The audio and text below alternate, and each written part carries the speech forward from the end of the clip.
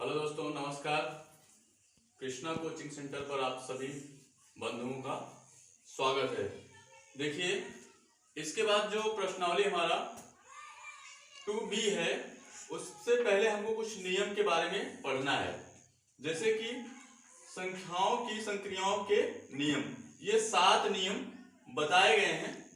इस नियम पर इसमें हमको पहला, दूसरा, तीसरा और चौथा ये नियम जानना बहुत जरूरी है। चलिए, तो हम आप पहले नियम के ऊपर फोकस करते हैं। जो पहला नियम है हमारा, वो है संवरक नियम। संवरक नियम क्या बोलता है, क्या कहता है, जरा इसके बारे में हम आप समझते हैं। संवरक नियम, संवरक नियम। संवरक नियम ये कहता है कि जब कोई दो पूर्णांक आपस में जुड़ते हैं या ऐड होते हैं, तो वो हमेशा एक पूर्णांक संख्या ही वो करते हैं, प्रेजेंट करते हैं। ठीक है, जैसे कि यहाँ पे हमने लिखा 5 + 6, तो टोटल कितना आता है 11। तो 5 भी हमारा पूर्णांक है, 6 भी हमारा पूर्णांक है और 11 भी हमारा पूर्णांक है।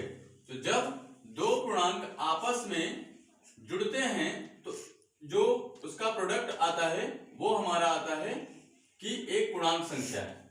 तो ये हमारा संवरक नियम में जोड़ का नियम बताता है। गुणे का नियम क्या बताएगा? संवरक नियम में कह रहा है कि जब कोई पूर्णांक दूसरे पूर्णांक से, जब कोई दो पूर्णांक का आपस में गुणा किया जाता है तो उसका प्रोडक्ट भी एक पूर्णांक आता है। तो ये हमारा संवरक नियम कंप्लीट हुआ। तो पता चला कि जब दो संख्याएं या दो पूर्णांक आपस में जुड़ते हैं तो एक पूर्णांक का निर्माण होता है या एक पूर्णांक आता है, तो हमारा संवरक नियम होता है। जब गुणे में ये नियम कैसे होगा? जब दो पूर्णांक आपस में गुणा किए जाते हैं तो एक पूर्णांक ही निकल के आता है। ठीक, ये संवरक नियम कंप्लीट।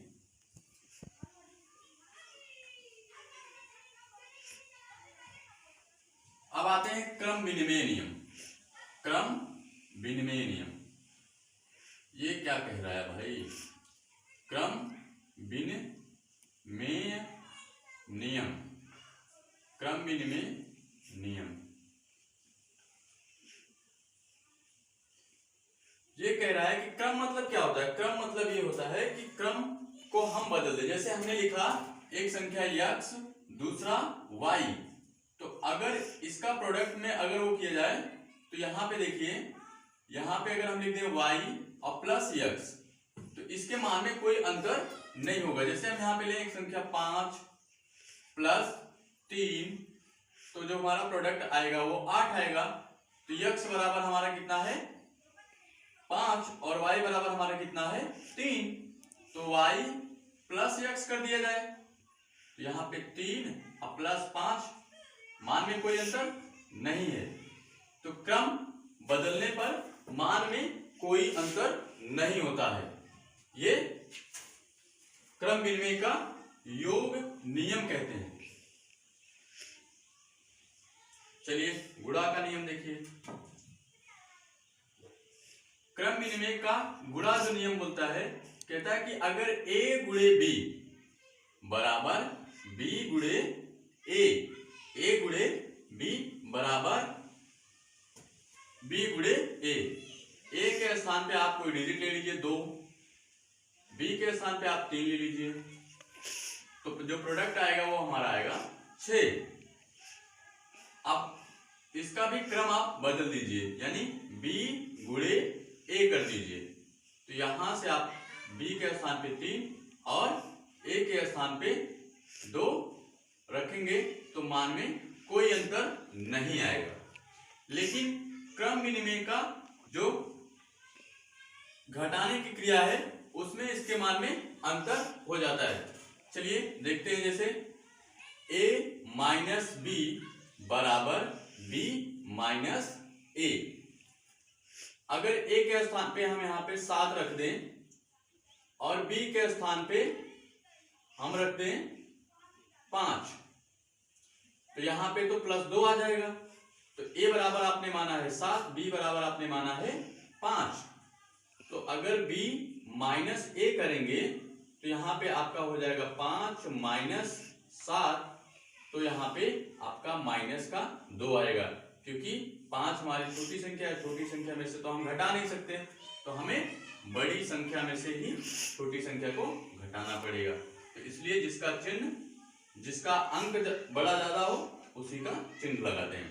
ठीक, यहाँ पे -2। तो ये घटाने की क्रिया में क्रम विनिमय नियम का पालन नहीं होता है। ठीक है, आगे देखिए।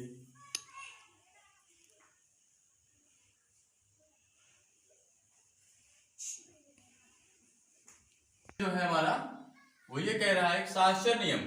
शास्त्र नियम में जैसे हमने कहा कि a प्लस कोष्टक में b plus c is equal to A B को आप एक साथ ले लीजिए और c को बाहर कर दीजिए। जैसे यहाँ पे a के स्थान पे हम क्या ले लें, 4 ले लें, प्लस b के स्थान पे हम 5 ले लें और c के स्थान पे हम 6 ले लें।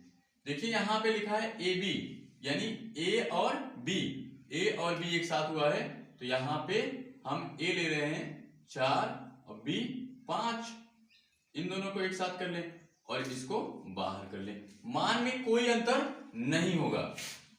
इसको भी करेंगे 6 5 11 5 14 1 15, 5 4 9 6 15, मान में कोई अंतर नहीं होगा। तो ये हमारा शास्त्र नियम हो गया। ठीक, इसके बाद अगला नियम आता है वितरण नियम। वितरण नियम, अगला जो नियम है हमारा वो है वितरण नियम। चौथा जो नियम है वितरण नियम, यानी a गुणे कोष्टक में b प्लस c। कहने का मतलब है a का गुणा b में भी हुआ है और a का गुणा c में भी हुआ है। इसको इस तरीके से भी लिखा जा सकता है, a b गुणे a c। तो एक डिजिट लेते हैं,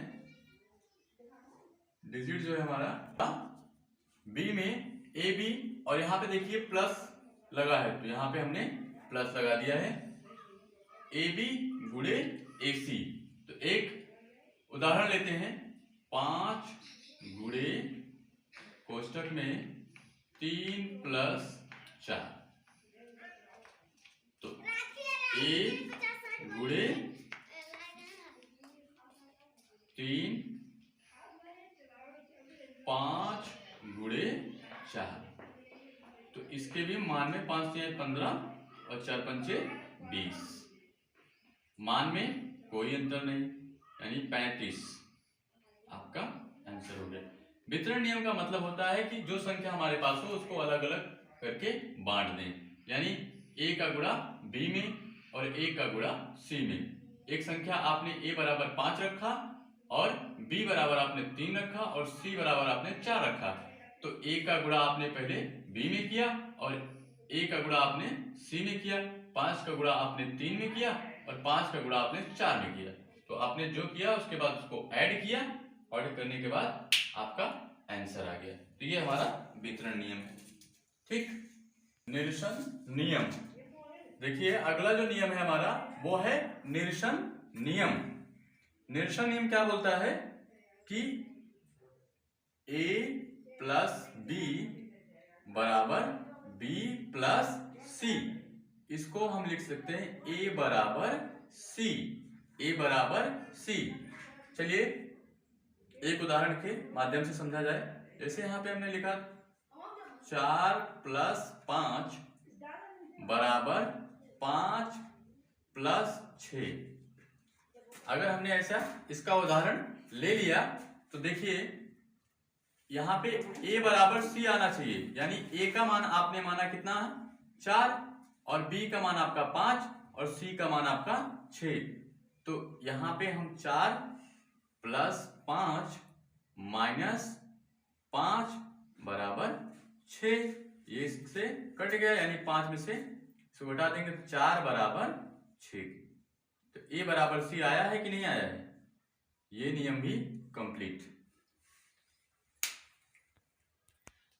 नियम में ये बोलता है कि जैसे हमारे पास कोई संख्या हो, यानी यहाँ पे -5 है तो इधर आके आपका +5 हो जाएगा।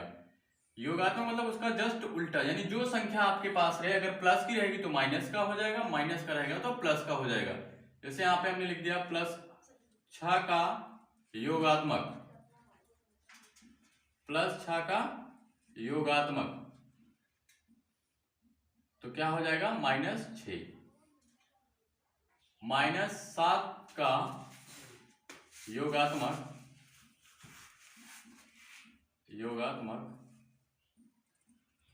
+7, ये योगात्मक नियम कंप्लीट। प्रतिलोम, गुणात्मक प्रतिलोम।